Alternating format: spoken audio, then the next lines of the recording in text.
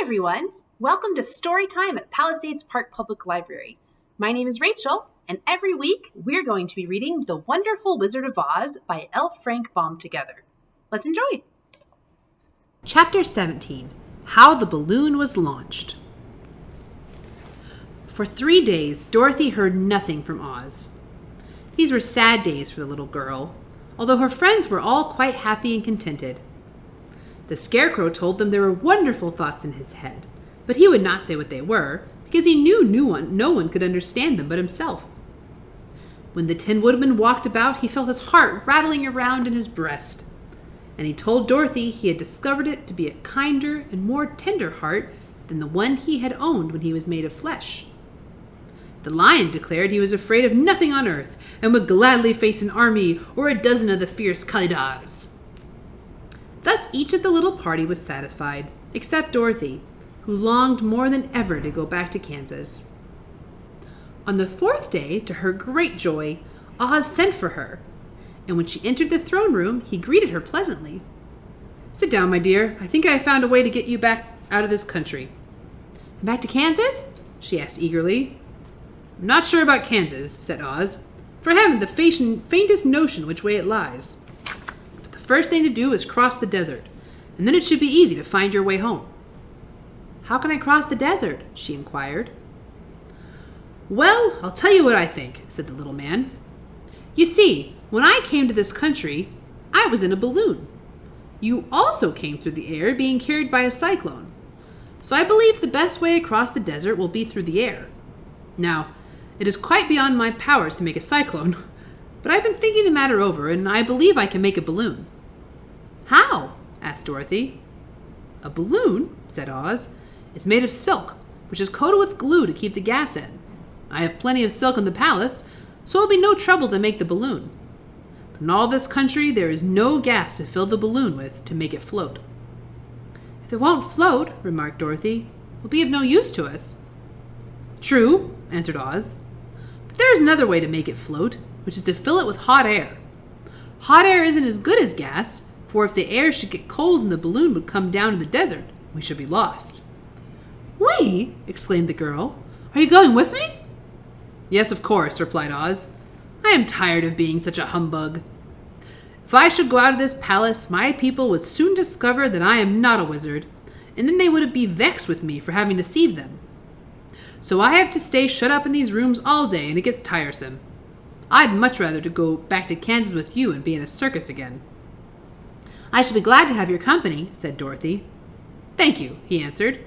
"Now if you will help me sew the silk together, we will begin our work on the balloon." So Dorothy took a needle and thread, and as fast as Oz cut the strips of silk into proper shape, the girl sewed them neatly together. First there was a strip of light green silk, then a strip of dark green, and then a strip of emerald green, for Oz had a fancy to make the balloon in different shades of the color about them. It took 3 days to sew all the strips together, but when it was finished, they had a big bag of green silk more than 20 feet long. Then Oz painted the inside with a coat of thin glue to make it airtight, after which he announced that the balloon was ready. "But we must have a basket to ride in," he said. So he asked the soldier with the green whiskers for a big closed basket, which he fastened with many ropes to the bottom of the balloon. When it was all ready, Oz sent word to his people that he was going to make a visit to a great brother wizard who lived in the clouds. The news spread rapidly throughout the city, and everyone came to see the wonderful sight. Oz ordered the balloon carried out in front of the palace, and the people gazed upon it with much curiosity. The Tin Woodman had chopped a big pile of wood, and now he made a fire of it, and Oz held the bottom of the balloon over the fire so that the hot air rose from it and would be caught in the silken bag. Gradually the balloon swelled out and rose in the air until finally the basket just touched the ground. Then Oz got into the basket and said to all the people in a loud voice, "I am now going away to make a visit. While I am gone, the Scarecrow will rule over him. I command you to obey him as you would obey me." The balloon was by this time tugging harder at the rope that held it to the ground, for the air within it was hot, and this made it so much lighter in weight than the air without that it pulled hard to rise in the sky. "Come on, Dorothy," cried the wizard. "Hurry up or the balloon will fly away." "I can't find Toto anywhere," replied Dorothy, who did not wish to leave her little dog behind. Toto had run into the crowd to bark at a kitten, and Dorothy at last found him. She picked him up and ran towards the balloon. She was within steps of it, and Oz was holding out his hands to help her into the basket when, crack, went the ropes, and the balloon rose into the air without her. "Come back!" she screamed. "I want to go too!" "I can't come back, my dear," called Oz from the basket. "Goodbye!" "Goodbye!" shouted everyone, and all eyes were turned upward to where the wizard was riding in the basket, rising every moment farther and farther into the sky. And that was the last any of them ever saw of Oz, the wonderful wizard, though he may have reached the Omaha safely and would be there now for all we know. But the people remembered him lovingly and said to one another, "Oz was always our friend. When he was here, he built this Emerald City, and now he is gone and left the wise Scarecrow to rule over us." Still, for many days, they grieved over the loss of the wonderful wizard and would not be comforted. Chapter 18, Away to the South. Dorothy wept bitterly at the passing of her hope to get home to Kansas again. But when she thought it all over, she was glad she had not gone up in the balloon. She also felt sorry at losing Oz, and so did her companions. The Tin Woodman came to her and said, "Truly I should be ungrateful if I failed to mourn for the man who gave me my lovely heart. I should like to cry a little because Oz is gone, if you will kindly wipe away my tears so that I shall not rust." "With pleasure," she answered, and brought the towel at once. Then the Tin Woodman wept for several minutes, and she watched the tears carefully and wiped them away with the towel. When he had finished, he thanked her kindly and oiled himself thoroughly with his jeweled oil can to guard against mishap. The Scarecrow is now the ruler of the Emerald City, and although he was not a wizard, the people were proud of him. For, they said, there is not another city in all the world that is ruled by a stuffed man. And so as far as they knew, they were quite right.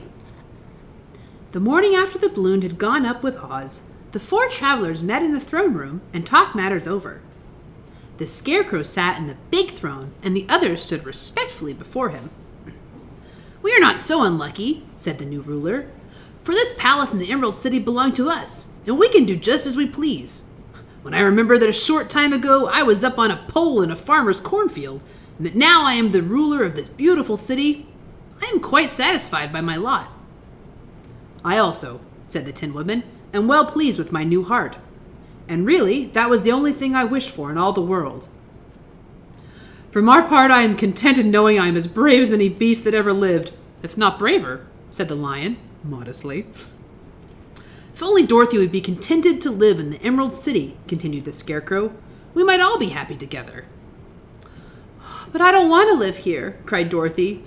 "I want to go to Kansas and live with Aunt Em and Uncle Henry." "Well then, what can be done?" inquired the Woodman. The Scarecrow decided to think, and he thought so hard that the pins and needles began to stick out of his brains. Finally, he said, "Why not call in the winged monkeys and ask them to carry you over the desert?" "I never thought of that," said Dorothy joyfully. "It's just the thing. I'll go at once for the golden cap." When she brought it to the throne room, she spoke the magic words, and soon the band of winged monkeys flew in through the open window and stood beside her. "This is the second time you've called us," said the Monkey King, bowing before the little girl. "What do you wish?" "I want you to fly with me to Kansas," said Dorothy. But the Monkey King shook his head. "This cannot be done," he said. "We belong to this country alone and cannot leave it. There has never been a winged monkey in Kansas yet, and I suppose there never will be. For they don't belong there. We shall be glad to serve you in our power, but we cannot cross the desert. Goodbye." And with another bow, the Monkey King spread his wings and flew away through the window, followed by all his band. Dorothy was ready to cry with disappointment. "I have wasted the charm of the golden cap to no purpose," she said, "for the winged monkey cannot help me." "It is certainly too bad," said the tender-hearted Woodman. The Scarecrow was thinking again, and his head bulged out so horribly that Dorothy was afraid it would burst. "Let us call in the soldier with the green whiskers," he said, "and ask his advice." So the soldier was summoned and entered the throne room timidly, for while Oz was alive, he was never allowed to come further than the door. "This little girl," said the Scarecrow to the soldier, "wishes to cross the desert. How can she do so?" "I cannot tell," answered the soldier, "for no one has ever crossed the desert, unless it was Oz himself." "Is there no one who might help me?" asked Dorothy earnestly. "Glinda might," he suggested. "Who's Glinda?" inquired the Scarecrow. "The Witch of the South. She is the most powerful of all the witches and rules over the Quadlings. Besides her, castle stands on the edge of the desert, so she may no way cross it." "Glinda is a good witch, isn't she?" asked the child. "The Quadlings think she is good," said the soldier. "She is kind to everyone. I have heard that Glinda is a beautiful woman who knows how to keep young in spite of the many years she has lived." "How can I get to her castle?" asked Dorothy. "The road is straight to the south," he answered, "but it is said to be full of dangers to travelers. There are wild beasts in the woods and a race of queer men who do not like strangers to cross their country. For this reason, none of the Quadlings ever come to the Emerald City." The soldier then left them, and the Scarecrow said, "It seems, in spite of dangers, the best thing Dorothy can do is travel to the land of the south and ask Glinda to help her. For of course, if Dorothy stays here, she will never get back to Kansas." "You must have been thinking again," remarked the Tin Woodman. "I have," said the Scarecrow. "I shall go with Dorothy," declared the Lion, "for I am tired of your city and long for the woods and the country again. I really am a wild beast, you know. Besides, Dorothy will need someone to protect her." "That is true," agreed the Woodman. "My axe may be of service to her, so I will also go with her to the land of the south." "When shall we start?" asked the Scarecrow. "Are you going?" they asked in surprise. "Certainly. If I wasn't for Dorothy, I should never have had brains. She lifted me from the pole in the cornfield and brought me to Emerald City. So my good luck is all due to her, and I shall never leave her until she starts back to Kansas for good and all." "Thank you," said Dorothy gratefully. "You're all very kind to me. But I should like to start as soon as possible." "We shall go tomorrow morning," returned the Scarecrow. "So now let us all get ready, for it will be a long journey." Chapter 19. Attacked by the Fighting Trees. The next morning, Dorothy kissed the pretty green girl goodbye, and they all shook hands with the soldier with green whiskers, who had walked with them as far as the gate. When the guardian of the gate saw them again, he wondered greatly that they could leave the beautiful city and get into new trouble. But he at once unlocked their spectacles, which he put back into the green box, and gave them many good wishes to carry with them. "You're our new ruler," he said to the Scarecrow, "so you must come back to us as soon as possible." "I certainly shall if I am able," the Scarecrow replied, "but I must help Dorothy get home first." As Dorothy bade the good-natured guardian a last farewell, she said, "I have been very kindly treated in your lovely city, and everyone has been good to me. I cannot tell you how grateful I am." "Don't try, my dear," he answered. "We should like to keep you with us, but if it is your wish to return to Kansas, I hope you will find a way." He then opened the gate at the outer wall, and they walked forth and started upon their journey. The sun shone brightly as our friends turned their faces toward the land of the south. They were all in the best of spirits and laughed and chatted together. Dorothy was once more filled with the hope of getting home, and the Scarecrow and the Tin Woodman were glad to be of use to her. As for the Lion, he sniffed the fresh air with delight and whisked his tail from side to side in pure joy at being in the country again, while Toto ran around them and chased the moths and butterflies, barking merrily all the time. "City life does not agree with me at all," remarked the Lion as they walked along at a brisk pace. "I have lost much flesh since I lived there, and I am now anxious for a chance to show the other beasts how courageous I have grown." And now they turned and took a last look at the Emerald City.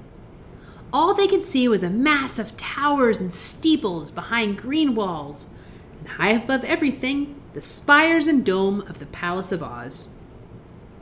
"Oz was not such a bad wizard after all," said the Tin Woodman, as he felt his heart rattling around in his breast.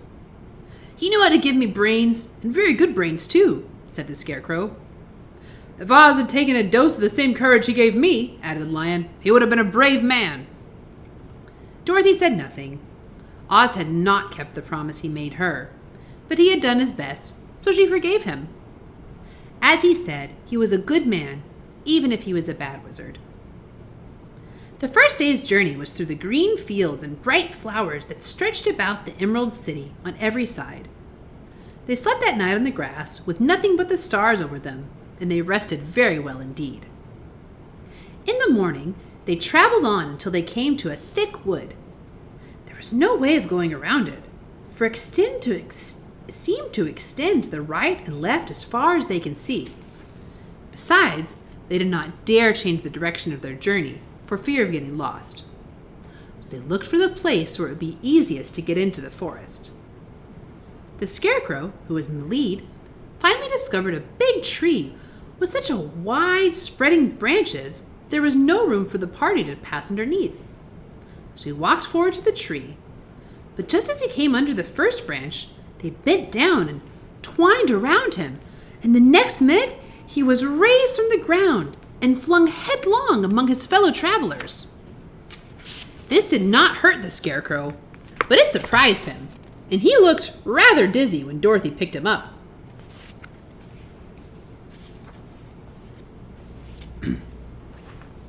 Here's another space between the trees, called the lion.